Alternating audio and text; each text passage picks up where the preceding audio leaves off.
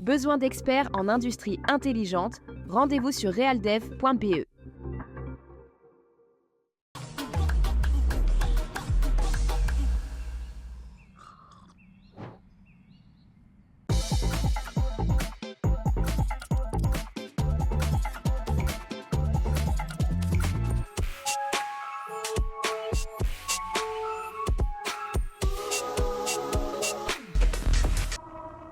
Quand on parle de futsal, on ne parle pas seulement de ceux qui marquent des buts, on évoque aussi ceux qui transforment le jeu. Lucas Cragnaz fait partie de ces rares individus. Au-delà de ses statistiques et de ses titres, c'est sa vision du jeu et son audace qui l'ont placé à un autre niveau. Aujourd'hui, il est l'architecte d'un futsal qui renverse tout sur son passage. Lucas Cragnaz est notre 14e invité dans Futsal le Mag.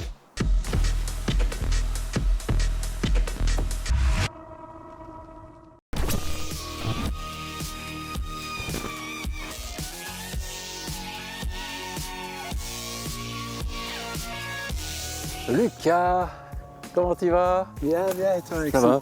Très bien, très bien. Très bien, en forme et toi? Très bien, très bien. Couleur du Sporting d'Anderlecht, la grande classe. Merci de nous accueillir ici, Morlanway. Ça te parle Morlanway? Oui, Morlanway, je pense que ça a une bonne partie de ma carrière, tant bien en tant que joueur que d'entraîneur.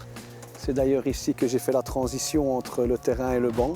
Tout a commencé pour toi. Tout a commencé pour moi en tant qu'entraîneur, oui. Ce que je te propose, c'est qu'on aille se balader un petit peu du côté de la gare de Morlanway, du côté de l'entité morlanwaysienne, et tu nous expliques un petit peu tout ça. Avec grand plaisir. Allez, on est parti.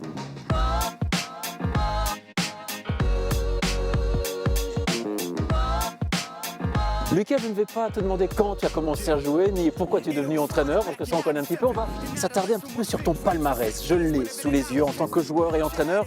Bon, on va pas se mentir, il faut se mouiller la nuque. 10 titres de champion de Belgique, 7 coupes de Belgique, 2 supercoupes, une coupe UEFA en 2005, joyeux anniversaire d'ailleurs, 69 sélections avec l'équipe nationale, 2 fois meilleur coach de Belgique et une fois nommé dans les 10 meilleurs coachs du monde. C'est un palmarès tout simplement dingue, c'est pas fini. Moi, ce que je veux comprendre, c'est ce qui t'anime encore en fait. C'est comme tu as dit, c'est pas fini, donc voilà, toujours avoir envie, toujours vouloir s'améliorer. Le palmarès, ce sont des titres, c'est ce qui donne un peu le passé, mais le plus important, c'est le futur. Donc se tourner vers l'avenir, toujours continuer à évoluer, ça c'est important, pas se reposer sur ses lauriers, c'est un peu ma philosophie. Ce qui te caractérise aussi, Lucas, c'est cette passion, ce perfectionnisme et aussi ce petit grain de folie. Oui, je pense que c'est un peu le mélange de ces trois choses. La passion, parce que voilà, le futsal, avant tout, c'est certainement ma passion. Je pense que j'y joue maintenant depuis 30 ans, donc je suis dans le monde du futsal. Et c'est quelque chose qui m'a pris. J'ai joué au football avant, j'ai abandonné le football pour le futsal. Certains m'ont pris pour un fou. Quand on voit la carrière... Au final je pense que j'avais pas tout à fait tort. Pas si fou que ça au final.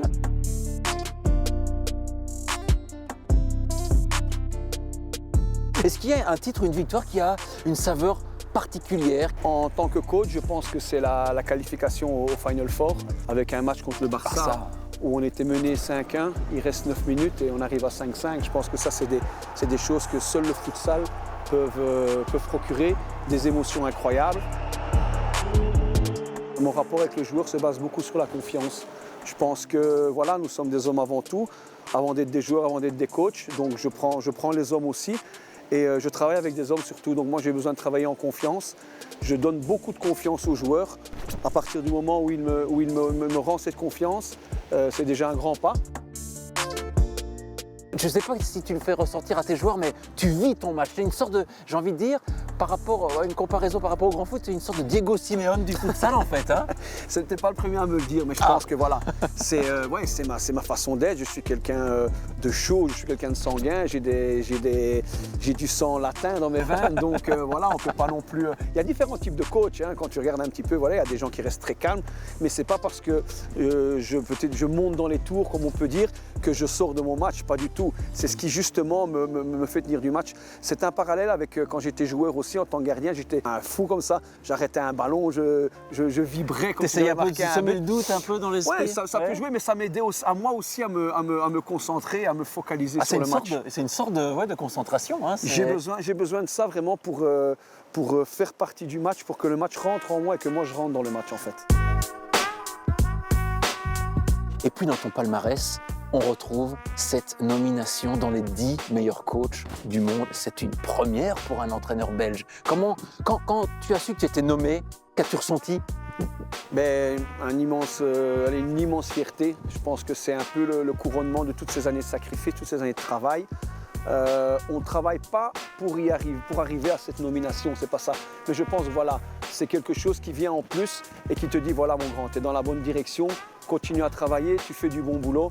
Et c'est comme ça qu'on le prend. C'est pas une finalité en soi, mais c'est un beau, un bel accomplissement. On va dire. Il y a des invités qui nous attendent. Ils sont à la salle Walravens. Mais avant de les rejoindre, j'ai envie d'évoquer avec toi le 20e anniversaire de cette victoire face à Moscou avec Action 21. Tu étais le gardien de cette équipe, de cette épopée.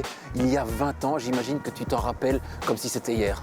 Oui, tout à fait, c'est quelque chose, c'est le plus grand titre au niveau international. C'est le seul. C'est le seul et le plus grand de ma carrière.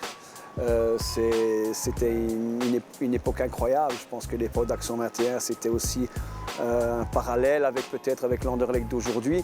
Au niveau de la domination en Belgique. La différence, c'était un petit peu que voilà, les autres équipes, que ce soit espagnoles ou portugaises, ou même russes à l'époque, il n'y avait pas autant d'écart aujourd'hui. Je te propose qu'on retourne à la salle Walravens et on va retrouver nos petits camarades parce que vous allez voir, il y a une belle brochette qui nous attend.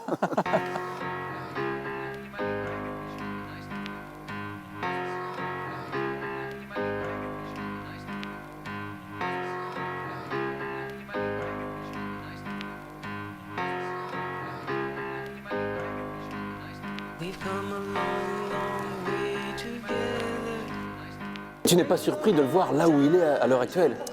Non, d'autant plus que lorsqu'il a signé son premier contrat à Anderlecht, à ce moment-là, je lui ai dit que probablement il évoluerait vers des clubs du top européen. Et j'en étais vraiment convaincu. Et depuis lors, il a signé un second contrat à Anderlecht. Mais entre-temps, Anderlecht est devenu un des plus grands clubs européens. Final Four, ils sont au Final Four il y a 2 ans avec à Palma de Mallorca et maintenant ils sont 6e au ranking européen. Une petite anecdote. Vas-y. On est friand d'anecdotes dans Futsal le Mag. On joue à Salam Mechelen.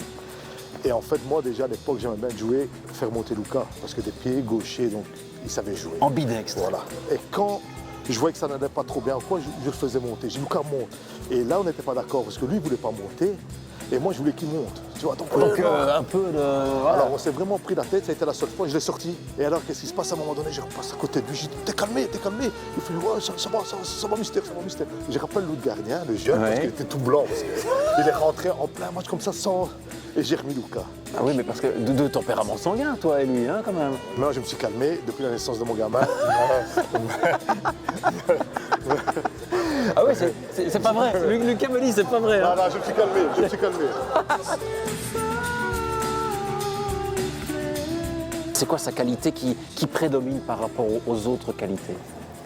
Lui, je pense que c'est le travail. Ce qu'il lui fait à l'extérieur du terrain, que les gens ne voient pas. Il ne voit pas, voilà, c'est ça. Et ça, je pense que c'est une chose que j'ai admiré sur lui. C'est sa passion, sa dédication sur le travail, tu vois. Tout le temps, lui, c'est quelqu'un qui vraiment respire le futsal 24 heures par jour. Gagner, ce n'est pas le plus difficile, mais continuer à gagner pendant le temps, pendant les années, avec les changements des clubs, tu vois, les changements de joueurs aussi. Les changements de joueurs. Hein.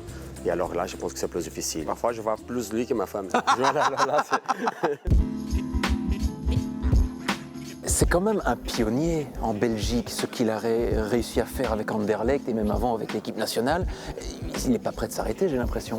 Non, je pense que Luca, par exemple, c'est un des peu coachs en Belgique d'avoir la mentalité professionnelle, même quand il n'était pas encore dans un club professionnel, par exemple. Il était déjà, donc, il était un step au-dessus. Oui, exactement.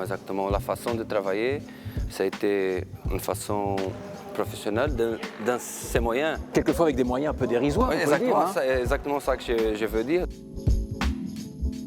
Tu as une anecdote justement par rapport à cette épopée face à Moscou? Cette fierté de soulever le titre à Moscou, on a eu la chance de gagner le match aller au Spirodome à 23 avril. Pourquoi 23 avril? C'était le jour de mon anniversaire. Donc j'ai eu la chance de fêter mon anniversaire au Dôme. On gagne 4-3. On va à Moscou, une semaine après, on fait 6-6, on revient avec cette fameuse Coupe d'Europe. Et j'imagine que tu as fêté ton anniversaire également à Moscou, comme il se doit. Et effectivement, on a eu la Ouais. chance de le fêter une fois à Charleroi et une fois à Moscou. On a fait une très belle soirée, tous ensemble en tout cas. J'imagine qu'à Moscou, c'était beaucoup plus festif, non? On s'est bien amusé en tout Ouais. cas, et tout ce qui se passe à Moscou reste qu'à Moscou. Voilà. Il est au tout début de sa carrière, bon, il a quand même déjà un sacré palmarès, un sacré bagage derrière lui, mais imaginons, petite dinguerie, est-ce qu'il reviendrait un jour ici à Morlanway? Là, ce serait mon rêve. Ah, c'est vrai, on le fait revenir? Ouais. S'il est en fin de carrière, pourquoi pas.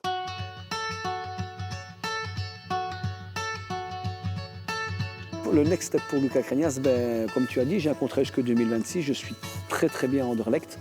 Donc voilà, et à un moment donné, il faudra en discuter avec la direction. Et puis pourquoi pas, on verra bien, je pourrais y rester, je pourrais aussi tenter ma chance à l'étranger, c'est quelque chose qui m'est déjà aussi passé par l'esprit. Tu nous emmèneras dans tes bagages. Avec grand plaisir. Tu as pu compter sur ta famille durant ta carrière de joueur, d'entraîneur, mais aussi sur ton papa qui nous regarde de là-haut. Lui aussi, il a été un pilier, un moteur pour toi. Oui, je pense que mon papa, aujourd'hui, c'est vraiment la personne grâce à laquelle je suis là où je suis.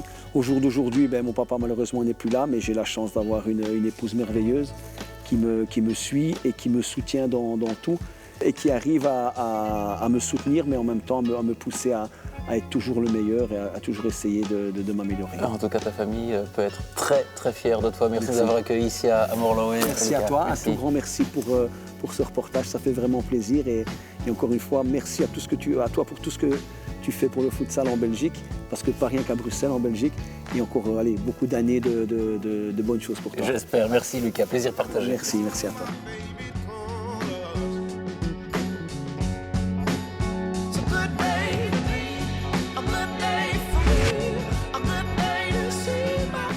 Besoin d'experts en industrie intelligente? Rendez-vous sur realdev.be.